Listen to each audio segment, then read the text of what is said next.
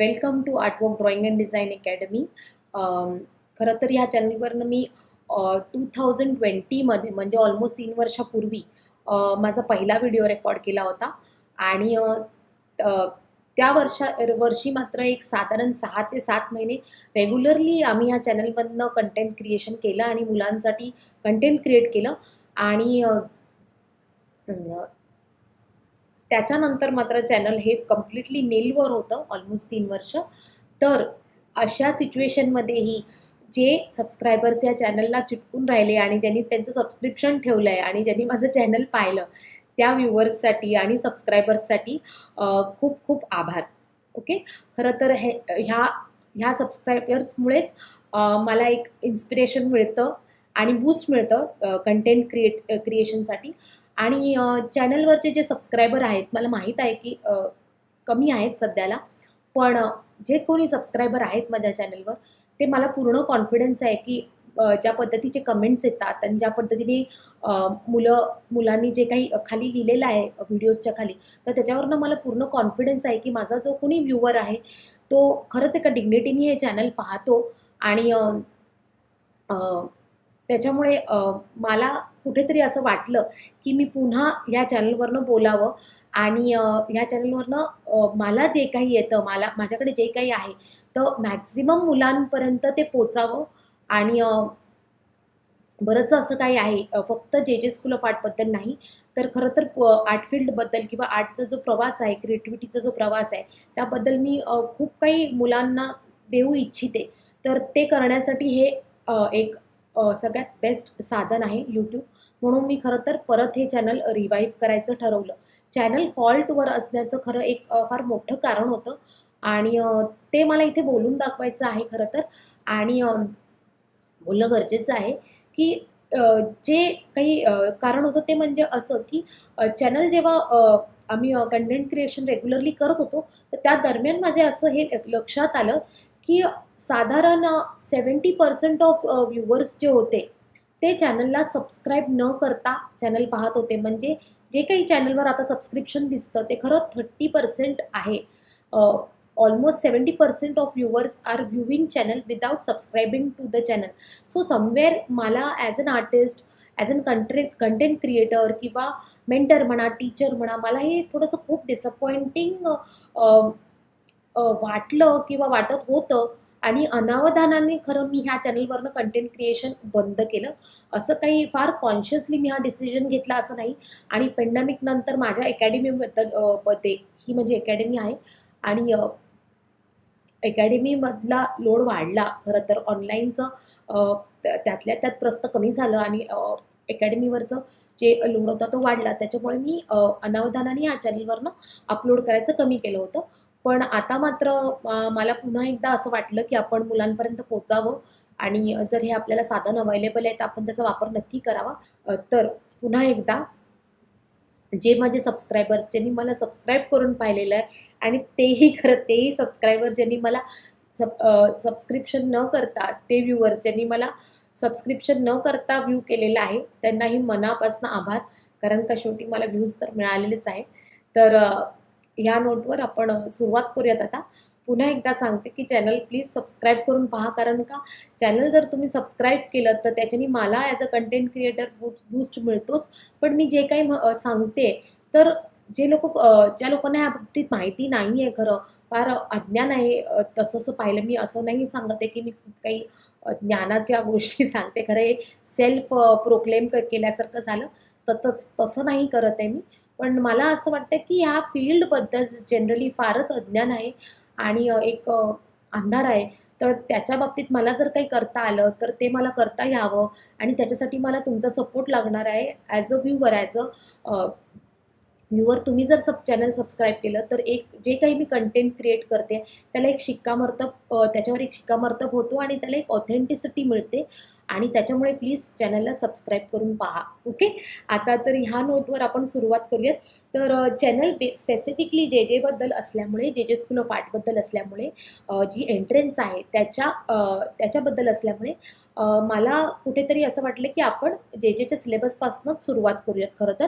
तर जेचं जे सिलेबस आहे, एंट्रन्सचं जे सिलेबस आहे, त्याचं फॉर्मल जे स्कूल ऑफ आर्टच्या एंट्रन्सचं जे नाव आहे MHAAACET.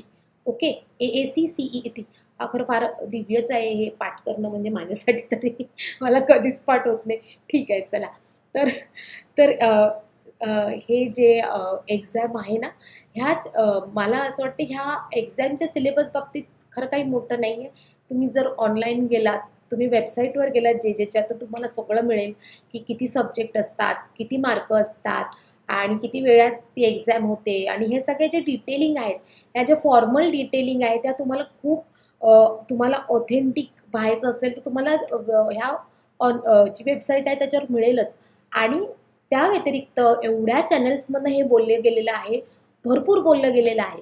तर मीही त्या बाबतीत बोलेनच ह्याच्यानंतर.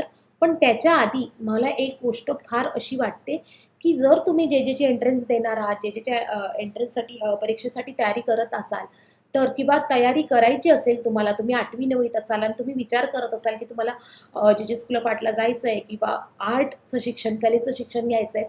मग ते कुठलंही असो, कमर्शियल आर्ट असो किंवा फाईन आर्ट असो, ह्या बाबतीतल्या डिटेलिंग्सही आपण नंतर बोलू. पण इथे मात्र जायचं असेल, ह्या दिशेला जायचं असेल, क्रिएटिव्हिटीच्या, सृजनशीलतेच्या दिशेला जायचं असेल, तर तुम्हाला ह्या काही गोष्टींच्या जाणीवा फार घट्टपणे असल्या पाहिजेत, फार प्रकर्षाने असल्या पाहिजेत. आणि त्या जाणीवांबद्दल खरं कुणीही बोलत नाहीये. हे वरचेवर हे असं सिलेबस, हे एवढे मार्क, हे असं, हे सगळं तर ऑलरेडी माहीत आहे सगळ्यांना. तर ह्याच्या पलीकडे जे मुलांची गरज आहे, जे आज मुलं मिस करतायत, ते खरं कुणीही बोलत नाही. तर मला असं वाटलं आपण तिथून सुरुवात करू. ओके.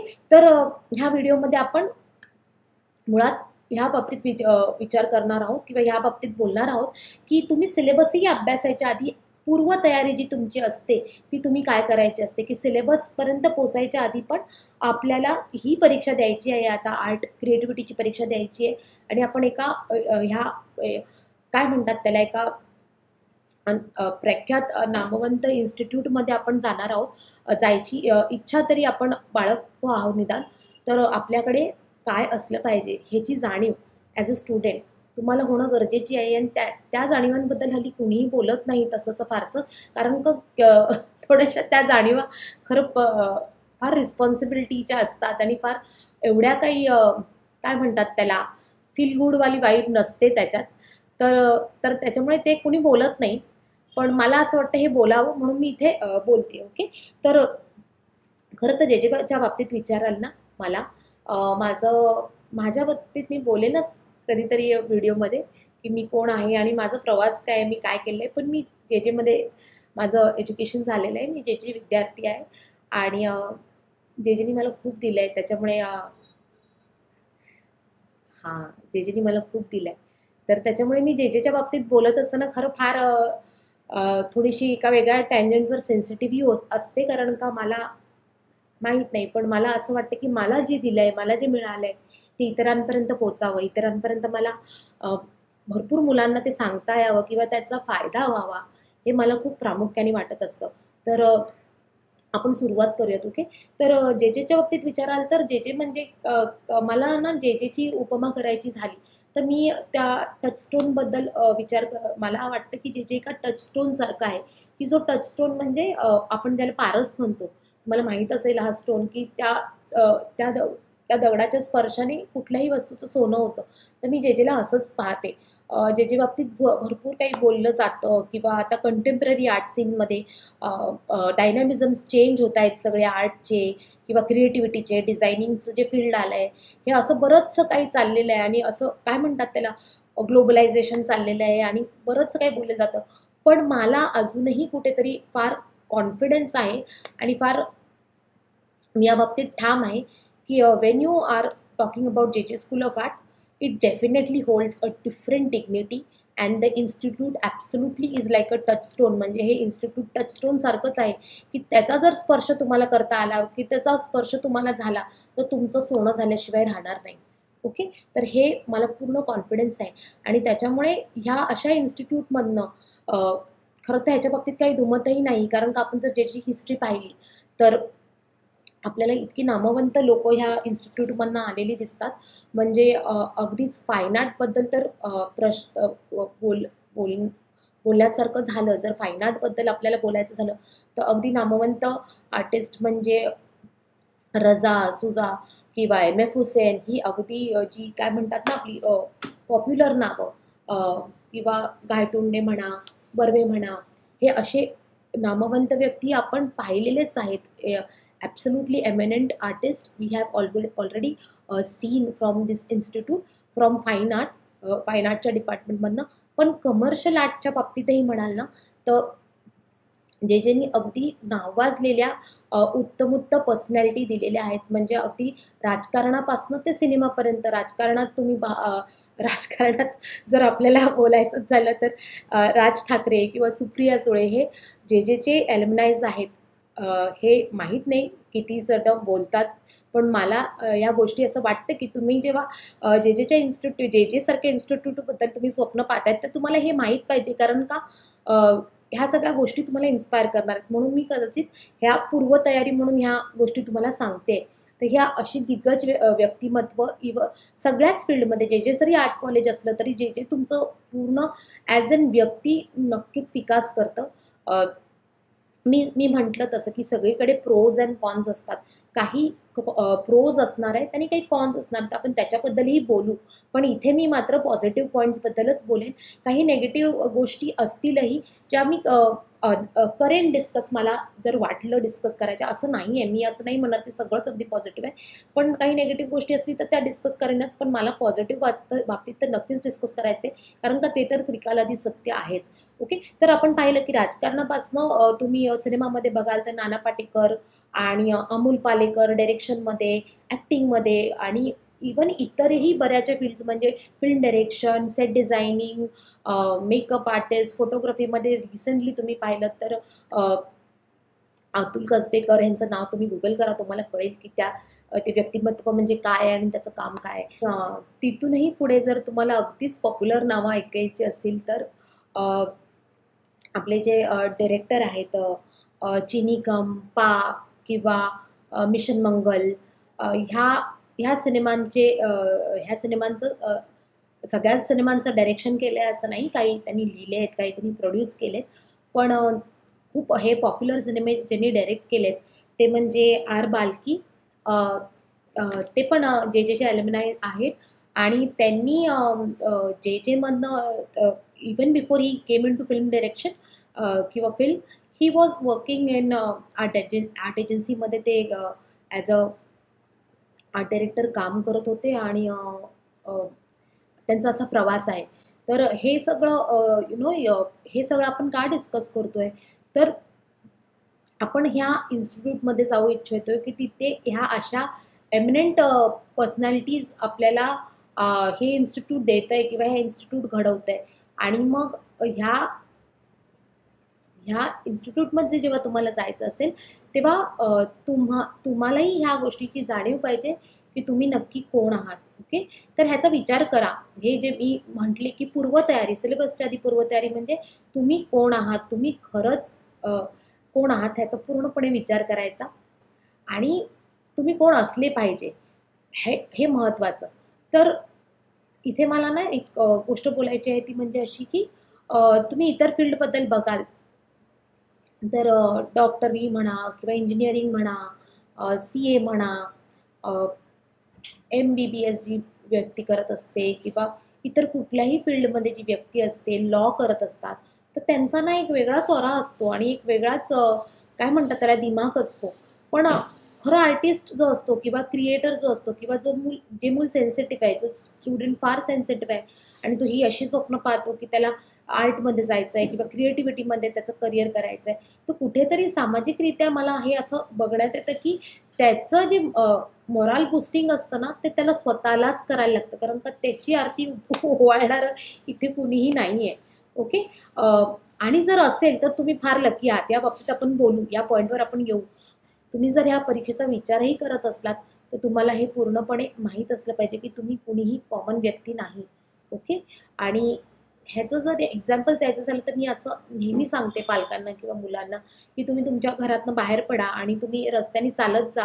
तर तुम्हाला अक्षरशः 100 तर डॉक्टर असेच मिळतील. तुम्ही ठरवलं की आता आपण जायचं एका शहरातनं दुसऱ्या शहरात, मध्ये तुम्हाला 100 डॉक्टर्स मिळतील, तुम्हाला भरपूर इंजिनियर्स मिळतील, लॉयर्स मिळतील, सगळेच मिळतील. पण कलाकार तुम्हाला फार क्वचित मिळतात. मग ते कुठलेही कलाकार असो. कलाकार काही असे उठसूट घडत नसतात, इथे तिथे पडलेले असे नसतात. जरी वाटले तरी ते नसतातच. सगळे जे कलाकार दिसतात ते कलाकार असतातच असं नाही. त्याच्यामुळे मी कलाकारांच्या बाबतीतच बोलते आहे. तर आय होप तुम्हाला हे कळालंच असेल या गोष्टीचं मर्म किंवा या गोष्टीचं मतितार्थ. ओके. तर जी खरं डिग्निटीनी व्यक्ती कलेत वावरत असते ती तुम्हाला फार कमी दिसते.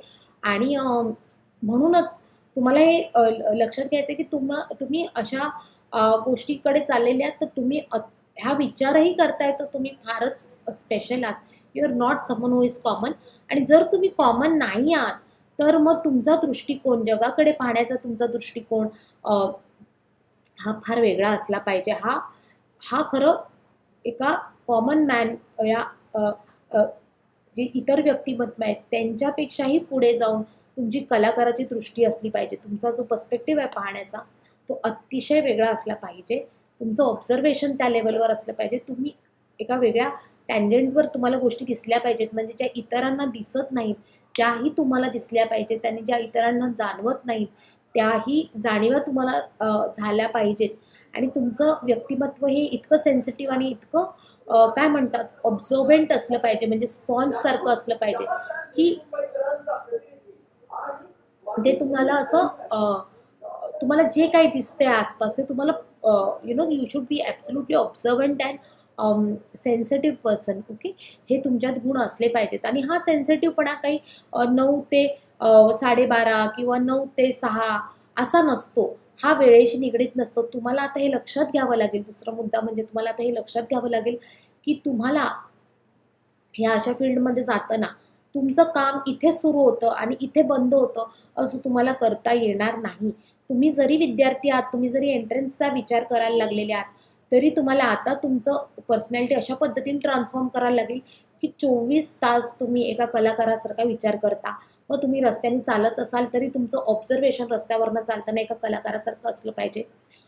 तुमचं बघणं, तुमचं बोलणं, तुमचे विचार, तुम्ही ज्या पद्धतीने गोष्टींचं आकलन करता ते एका वेगळ्याच कसोटीवर असलं पाहिजे आणि एका वेगळ्या टँजंटवर ते तुम्ही केलेलं असलं पाहिजे. ही तुमच्या पर्सनॅलिटीत ज्या काही गरजा आहेत, बदल आहेत त्या ते होणे गरजेचे आहेत. आता इतर मुलांसारखं सो कॉल्ड एक हलकं-फुलकं असं आयुष्य तुमच्यासाठी कदाचित ते नसेल आहे.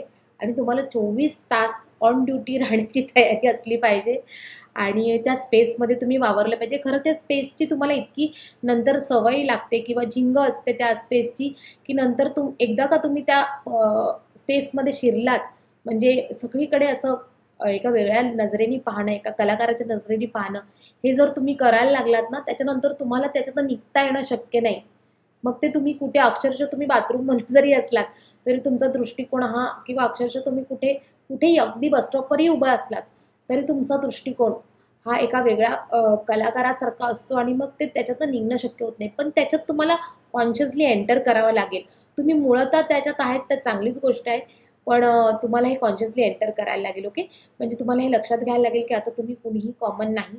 आणि इथे अजून एक मुद्दा जे मला असं म्हणायचं आहे जो खरं मुलांसाठी नाहीच आहे, त्यांच्या पालकांसाठी आहे की जर तुम्ही पालक म्हणून ह्या गोष्टींना सपोर्ट करताय मुलांच्या की तुमचं मूल क्रिएटिव्हिटीमध्ये जाऊ इच्छितंय आणि तुम्ही त्यांना सपोर्ट करताय तर मग मी तुम्हाला खरं काय म्हणतात त्याला त्रिवार दंडवत घालते. कारण का ही खूप मोठी ताकद असते की आपण ज्यांना क्रिएट केलं आपली मुलं त्यांना त्यांच्या क्रिएशनसाठी किंवा त्यांना पूर्णपणे क्रिएट होऊ देणं, त्यांना कुठलाही अडसर न घालणं, त्यांना त्या बाबतीत सपोर्ट करणं हे जर तुम्ही करत असाल ना तर तुम्ही जर मुलं असाल आणि तुमचे पालक जर तुम्हाला सपोर्ट करतायत तर तुम्ही अतिशय भाग्यवान आहात. आणि तुम्ही जर पालक आहात तर मग मी खरंच अशा पालकांची फार मी डिग्निटीने फार पाहते या पालकांकडे. कारण ही खूप मोठी हा त्यांचा खरेपणा आहे. आणि हा खरं पालक म्हणून हे ते जेव्हा तुम्हाला तुम्हाला अलाव करतात त्या गोष्टी करायला तेव्हा आपल्या सामाजिक परिस्थितीमध्ये खरं बघता त्यांनी खूपच मोठा ट्रस्ट तुमच्यावर टाकलेला आहे ॲज अ विद्यार्थी म्हणून. आणि तुम्हाला ते आता त्या रिस्पॉन्सिबिलिटीला you don't have to let it fall. मी असं नाही म्हणणार आहे की तुम्ही त्याचं टेन्शन घ्या किंवा तुम्ही त्याचं प्रेशर घ्या, पण तुम्हाला आता त्या कसोटीवर खरं उतरावं लागणार, कारण का तुमच्यावर खूपच मोठा ट्रस्ट टाकलेला आहे कुणीतरी. तर हे ॲज अ विद्यार्थी तुम्हाला लक्षात घेणं गरजेचं आहे. ओके.